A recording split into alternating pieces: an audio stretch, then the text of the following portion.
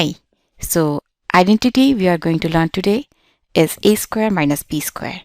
So a square is the area of a square whose one side is equal to a.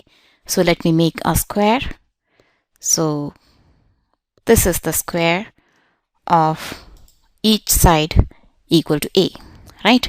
This means that this is equal to a, right? And this will also be vertically also it will be equal to a, right? And what about the area of this square? The area of this square is a square, right? And now what we have to do? Now we have minus b square. That means we have to remove a square from this area whose one side is equal to b. So I'm going to do that. So this is the square whose area is b square, right? That means each side of the square is equal to b. This is b and this is also b, right? So a square minus b square will be the remaining area. This area will be a square minus b square, isn't it?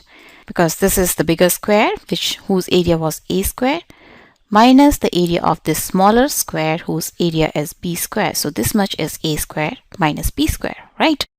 And if I cut this figure from here, this much will be equal to b, right? And this much will be equal to a minus b, right? This portion belonged over here where this much is b and the whole was a. So this much portion will be a minus b, right? And now I'm going to join this over here.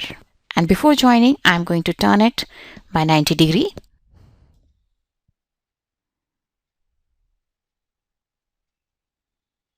And let me flip it again. So this much was b and this much was originally a minus b, right? So since this is b, this is also b.